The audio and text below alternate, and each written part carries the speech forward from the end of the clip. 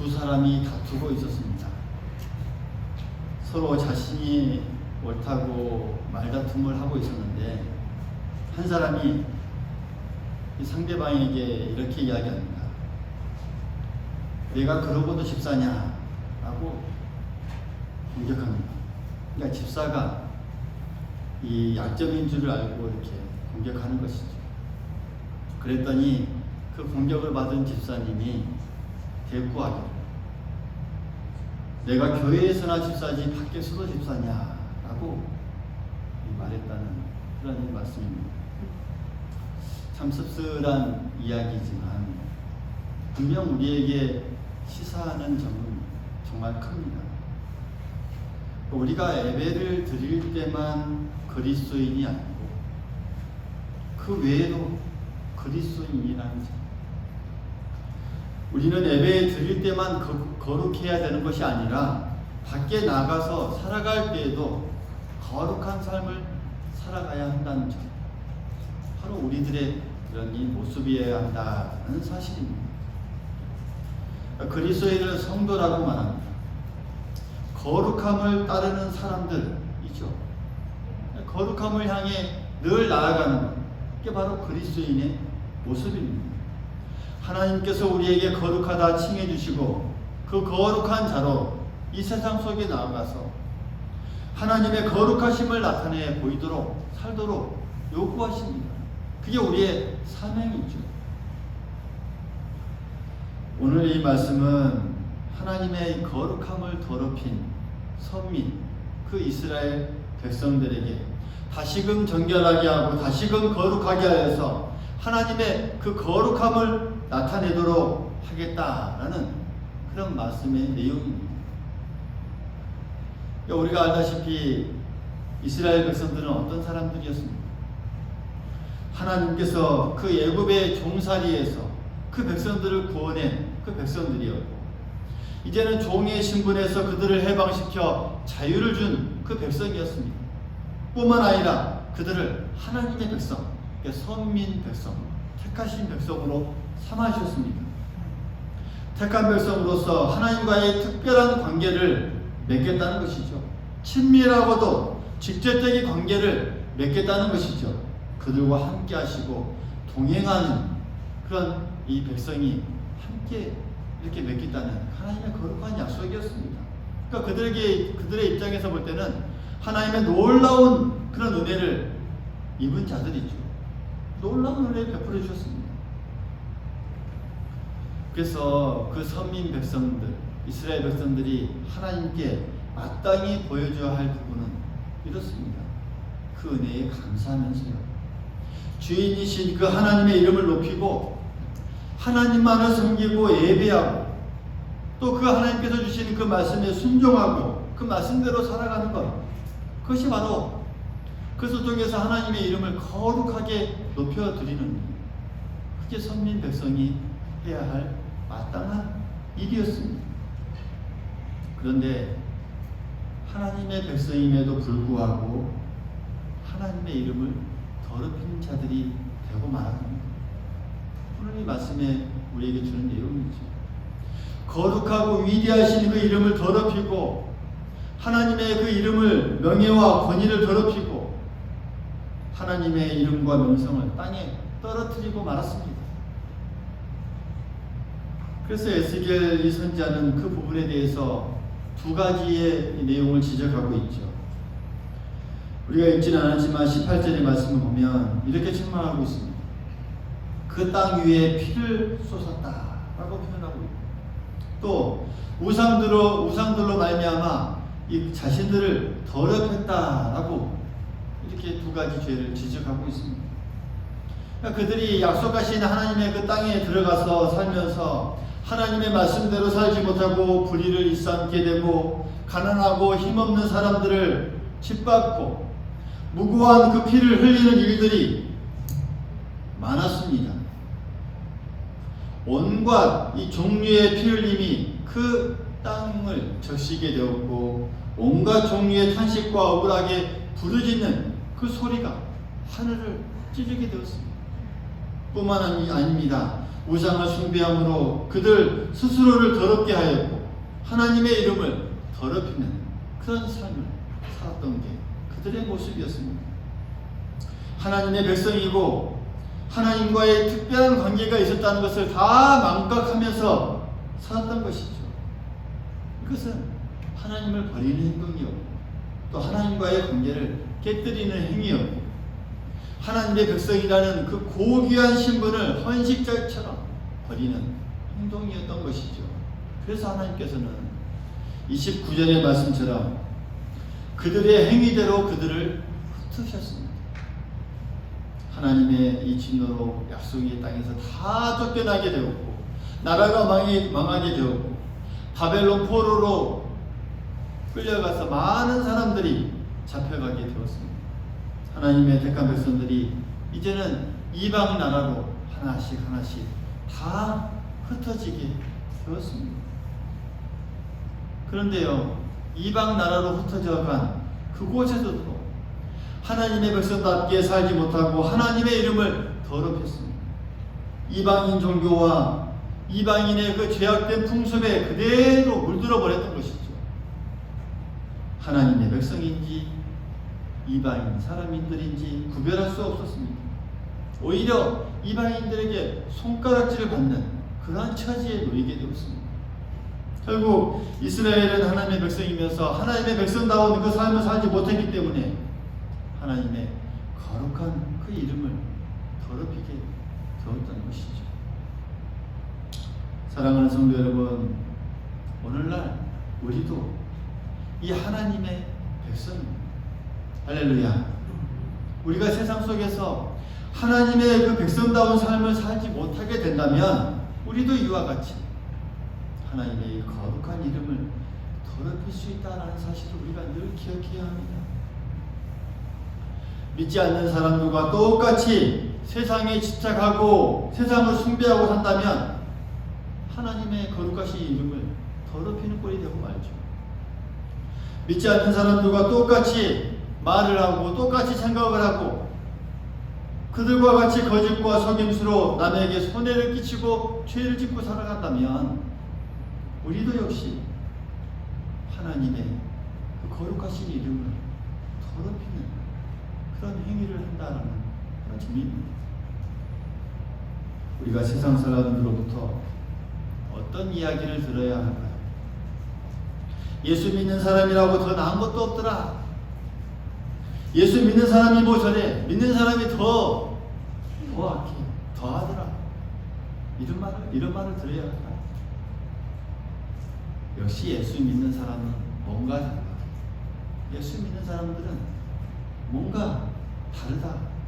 이런 이야기를 들어야 할까요? 이스라엘 백성들은 흩어져 하나님의 죄로 말미암아 흩어져 이방 나라로 흩어졌음에도 불구하고 그곳에서조차 지적받는 이방인인지 하나님의 택한 백성인지 구별되지 못하는 그런 삶을 살고 있었던 것이죠. 그래서 하나님께서 그들에게 이제 작정하신 오늘 22절과 23절 말씀을 보면 하나님은 그들이 택한 백성임에도 불구하고 세상 사람들로부터 조롱을 당하고 하나님의 이름을 더럽히고 있을 때 그들을 다시 회복시켜서 그 하나님의 이름을 거룩하게 하기로 작정하시는 그런 내용이 22절과 23절에 나옵니다. 그들을 변화시켜서 하나님의 이름을 거룩하게 하게 하시겠다는 그런 내용입니다. 그 거룩하게 하시는 그 방법을 쭉 보면 한 4가지 정도로 제시하고 있습니다. 먼저는 24절의 말씀을 보면 하나님의 백성을 다시 하나님의 그 약속하신 땅으로 돌아오게 하신다는 약속입니다. 흩어져서 희망이 없던 그 백성들을 그 나라로, 그 기업으로, 그 땅으로 다시 돌아오게 하셔서 회복시킨다는 그런 내용입니다. 그 신분을 회복시켜 주시고 다시금 그 기업을 회복시켜 주시고 그래서 그것을 만방에 드러나게 함으로 말미암아 하나님의 그 위대한 이름을 다시 나타내시겠다는 그 약속의 말씀입니다. 그리고 25절의 말씀을 보면 그 맑은 물로 뿌려서 씻어서 더러워진 그 하나님의 백성을 다시 한번 정결케 하겠다라고 말씀하고 있습니다.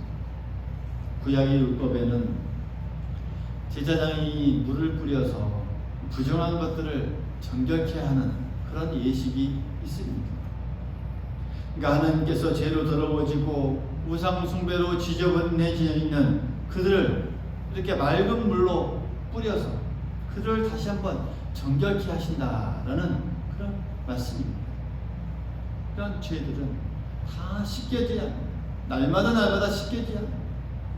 여러분들이 오늘 아침에 나올 때 다 세수를 하고 오셨죠? 그렇죠? 얼마 만에 세수를 했습니까? 일주일 만에 했습니까? 한 달 만에 했습니까? 아니죠. 매일매일 우리는 그것을 세수를 합니다. 또 샤워도 하고 씻고 합니다. 왜요? 더러워지기 때문에. 마찬가지입니다. 우리 죄도 이렇게 날마다 씻어져야 합니다. 맑은 물을 뿌려서 정결케 하듯이 날마다 씻어져야 하는 게 우리의 이 죄의 모습입니다. 우리가 이 땅을 살아갈 때에 죄를 하나님께 늘 자백하고 회개하고 때로는 정말 회개의 현실의 눈물을 흘리면서 하나님께 기도할 때 하나님께서 우리에게 긍휼의 은혜를 베풀어 주시고 또 그것을 통하여서 우리의 모든 죄가 씻어지게 되는 것이죠. 그걸 통해서 날마다 우리가 회개함으로 우리 죄를 씻어져야 한다는 것이죠. 우리의 이런 모습이 날마다 주 앞에 드려져야 합니다. 또 하나님께서 사용하신 방법은 26절에 기록되고 있습니다. 26절의 말씀을 우리 같이 한번 읽어보시죠. 26절입니다. 시작. 또 새 영을 너희 속에 두고 새 마음을 너희에게 주되 너희 육신에서 굳은 마음을 제거하고 부드러운 마음을 줄 것이며. 할렐루야. 하나님의 영으로 이 돌 같은 이 굳은 마음을 어떻게 한다고요? 다 제거한다. 다 제거해버리고 그 속에 뭘 주십니까? 부드러운 마음 주십니다.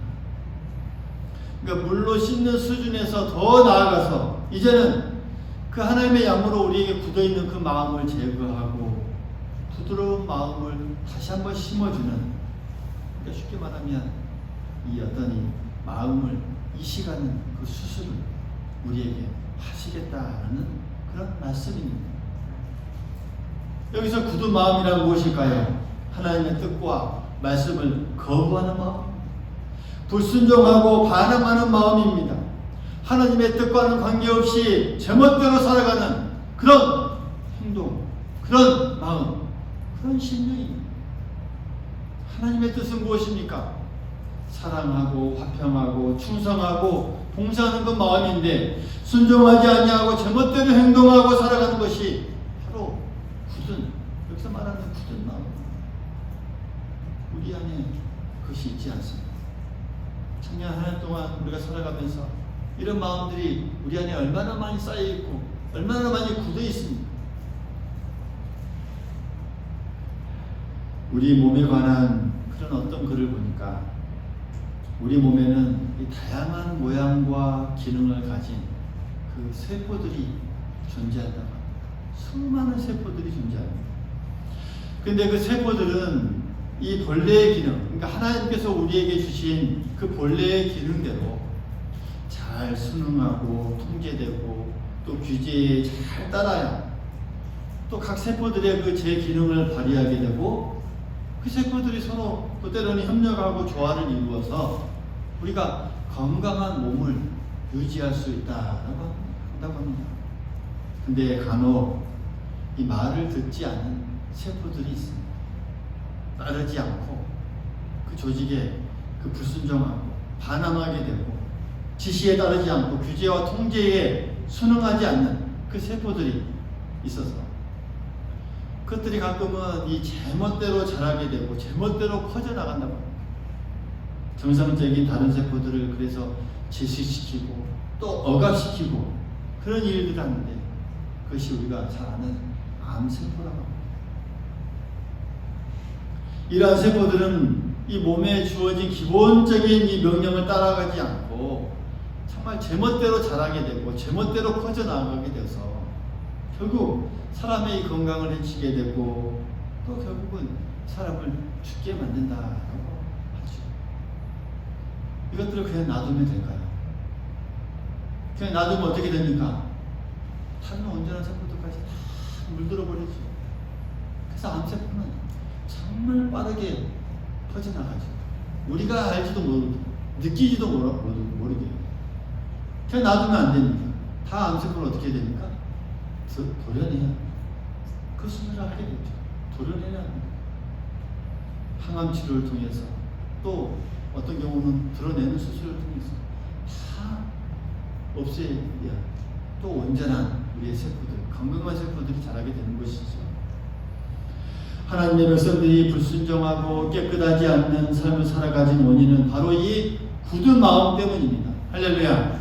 이것을 하나님께서 지적하시고 그 굳은 마음을 다 드러내고 도려내고 제거하고 그 속에 부드러운 마음을 심어주겠다라고 하신 그 약속의 말씀입니다.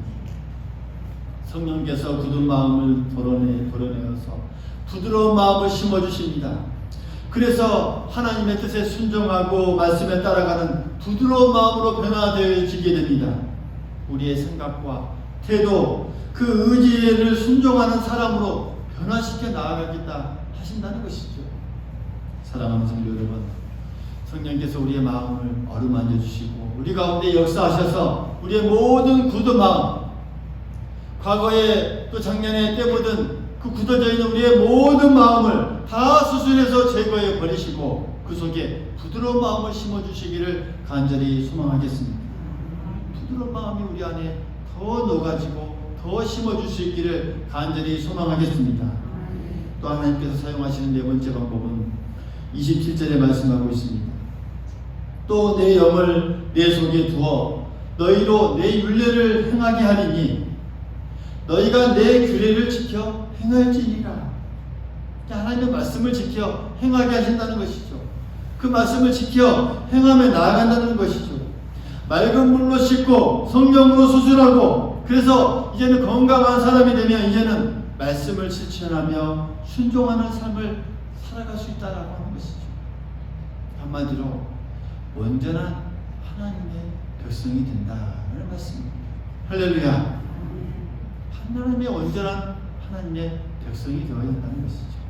그 하나님의 온전한 백성이 되어야 우리가 아무리 어려운 환경 속에서도 하나님을 깊이 믿고 신뢰하며 흔들리지 않습니다. 깊은 믿음을 가지고 다른 사람을 사랑합니다. 예수님의 말씀대로 그대로 순종하여서 원수까지도 사랑하는 마음 우리가 가지게 됩니다. 연약한 사람을 돌보게 되고 어려운 사람을 섬기게 됩니다. 힘든 상황 속에서도 인내하며 온유할 수 있습니다. 성숙하고 온전한 그리스도인이 되는 것이죠.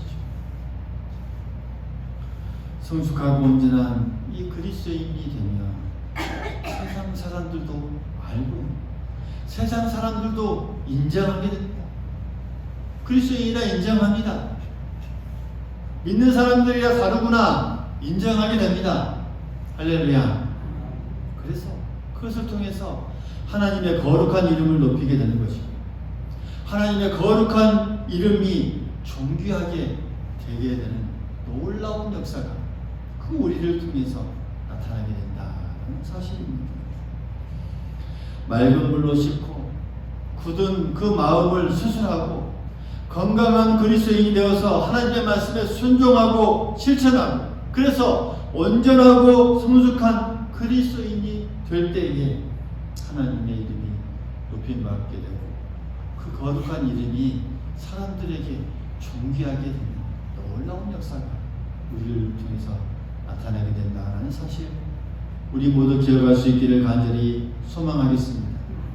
이렇게 거룩한 백성이 되어서 거룩한 그 하나님의 이름을 높이게 될 때에 우리에게 놀라운 복이 임하게 되는데 그 말씀들이 28절부터 쭉 또 이어지고 있습니다. 우리에게 주어지는 그 복이 무엇입니까? 28절의 말씀에 보면 너희는 내가 준 땅에 거주하면서 내 백성이 되고 나는 너희 하나님이 되리라. 이제 흩어졌던 멀어졌던 그 관계가 다시금 회복되게 됩니다. 하나님 그 세상 모든 것을 주관하시고 그 모든 소유가 되시는 그 하나님이 내 하나님이 되니 얼마나 우리가 든든하겠습니까? 무서울 거 없습니다. 이 세상에서 더욱더 힘껏 살아갈 수 있습니다. 그 어떤 전염병도 코로나19도 무서울 것이 없습니다. 세상의 어떤 유혹도 무서울 것이 없습니다. 그 하나님과의 관계가 든든한 관계로 살아가기 때문에 우리가 힘을 얻고 살아갈 수 있습니다. 또한 우리에게 주는 복은 29절과 30절에 말씀하고 있습니다. 내가 너희를 모든 더러운 데에서 구원하고 곡식이 풍성하게 하고 또 기근이 너희에게 닥치지 아니하게 할 것이고 또 나무와 열매와 밭의 소산을 풍성하게 하여서 다시는 기근의 욕을 여러 나라에 당하게 하지 않겠다라고 하는 말씀. 한마디로 말씀드리면 풍요로운 삶을 우리에게 허락해 주신다. 풍성한 삶을 허락해 주신다라고 약속하고 있습니다. 이스라엘 백성들이 포로 생활하면서 늘 궁핍한 생활을 합니다. 그 궁핍한 생활을 했던, 그 누렸던 그 모든 삶을 다 청산하고 이 약속의 땅에서 풍요한 삶을 살게 해주시겠다는 그 약속의 말씀입니다. 또한 세 번째로는 우리가 함께 31절의 말씀을 읽겠습니다. 31절의 말씀 시작.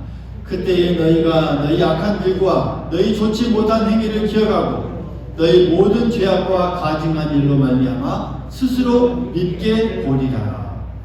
이제 완전히 변화된 그 삶을 살아가는 그 복을 우리에게 말씀해 주고 있습니다.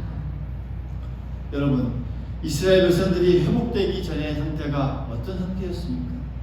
그들이 그 하나님께서 그 조상들에게 약속하신 그 땅, 주신 땅에서 다 쫓겨나게 되고 버림받게 되고 더러움을 입으며 기근과 수치를 당하는 그런 처지를 살아가고 있지 않았습니까? 왜 그러한 이 상태에 처하게 되었습니까? 그들이 죄악을 사랑하여서 범죄했기 때문이었습니다. 그래서 그들이 이 징계를 받아서 그 고통스러운 이 상태에 놓이기까지 정말 죄가 얼마나 무서운지, 혐오스럽고 하나님을 진노케 하는지 그들은 몰랐습니다. 그러다가 이렇게 하나님으로 말미암아서 이게 징계를 받고 나서야 이 죄의 이 결과가 얼마나 비극적인지를 그들이 몸소 깨닫고 느끼게 됩니다. 그리고 그들이 회복된 후에 새로운 마음과 새 영으로 변화되어서 이제 자신들이 행한 그 죄악의 모습들이 얼마나 미련한 일이었고 얼마나 혐오스러운 정말 이런 것들인지 알게 되었고 그래서 예전에 즐거워하고 가치 있다 기쁨이라 여겼던 그 모든 것들이 이제는 하나님의 영으로 변화되고 보니 정말 부끄러운 것임을 알게 되고 깨닫게 되고 정말 가증한 일이었음을 생각할 때에 그들이 스스로 믿게 보일 정도라는 것이죠. 그래서 우리가 31절에 말씀 스스로 보기에 정말 자신이 미워할 정도. 과거에 우리가 굳어졌던 이 마음들로 생각했던 그 모든 신앙의 모습들, 하나님 앞에 온전히 나아가지 못했던 우리의 모습들을 우리가 생각할 때마다 정말 내가 왜 이랬을까? 하고 내가 미워, 내가 정말 싫어, 이렇게 이럴 정도로 우리가 보인다는 것이죠. 그렇게 느껴져야 우리가 하나님의 사람으로 온전한 사람이라는 것을 증명하게 된다는 것이죠. 여러분, 이 과거 이스라엘 백성들이 구원을 받았을 때에 하나님으로부터 놀라운 복을 받게 됩니다. 놀라운 은혜를 그들이 받게 됩니다. 약속의 말씀들 우리가 생각할 때 얼마나 크고 놀라운 말씀들이었습니까? 오늘날 우리 역시 구원받은 자들에게 하나님의 놀라운 복을 허락해 주십니다. 어떤 복들이 있습니까? 과거 이 선민이 받았던 그런 이 약속의 기업, 가나안으로 들어갔던 그 약속의 땅, 우리에게도 영원하게 그 들어가야 될 그 약속의 땅, 하늘나라를 우리에게 기업으로 주신다라고 약속해 주셨습니다. 뿐만 아니라 하나님의 백성이 되고 하나님께서 우리의 하나님이 되신다는 것, 얼마나 놀라운 축복의 말씀입니까? 모든 악에서 구원을 받는다라고 하는 점, 얼마나 큰 은혜입니까? 뿐만 아니라 그리스도에 인하여서 풍성한 그 생명을 누리게 되고 그 생명을 누구도 빼앗아갈 수 없다고 하는 그 약속의 말씀, 우리에게 큰 축복입니다. 또 하나님의 백성으로서 영광을 누리고 수치를 당하게 하지 않게 한다는 그 약속의 말씀, 우리에게 놀라운 의미입니다. 참으로 고귀하고 아름다운 복입니다. 이 모든 것들을 우리가 생각해야 되거든요. 이 모든 축복과 은혜의 복들이 우리에게 주어졌는데, 우리가 다시 죄와 연루되는 그 순간부터요, 그 모든 것들이, 그 은혜와 복이 다 순식간에 상실될 수 있다라는 점, 우리가 늘 기억해야 합니다. 마치 아담과 하와가 죄를 범함으로 복의 근원인 그 에덴 동산에서 추방된 것처럼, 하나님께서 베푸신 그 모든 은혜와 복 역시 우리가 죄로 말미암아 죄를 가까이 하고 범죄하는 그 순간부터 우리에게서 멀어지고 만다라는 사실, 우리 모두 기억할 수 있기를 간절히 소망하겠습니다.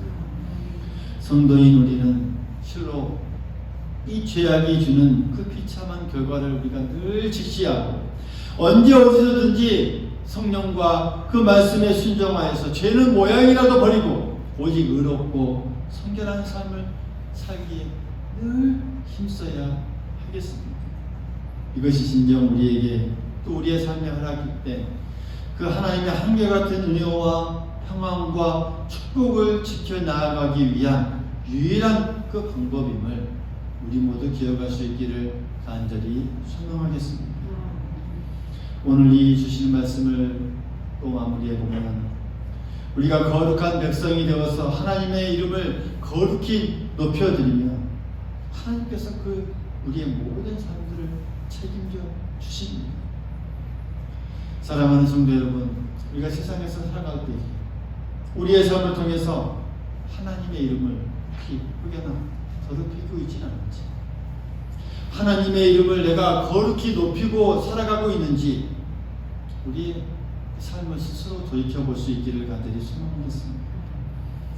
그래서 성령으로 우리의 이 불순종하고 반항하고 굳은 마음을 다 제거해버리고, 그 성령의 영이 성령으로 우리에게 부드러운 마음을 주실 것들을 우리가 기도하면서 하나님의 말씀을 전적으로 순종하며 그 말씀대로 살아가는 우리 모두가 될 수 있기를 간절히 소망하겠습니다. 그래서 우리가 거룩한 백성으로 거룩한 삶을 살아서 우리의 가정과 또 삶과 우리 하는 모든 일, 또 우리의 그 이웃, 우리가 그 가는 곳곳마다 하나님의 이름을 정말 거룩하게 드러내는 정말 아름다운 온전한 그런 성도가 될 수 있기를 간절히 소망하겠습니다. 그럴 때 하나님께서 우리를 귀히 여겨주시고 더 큰 은혜의 길로 우리를 인도하여 주실 줄 믿습니다.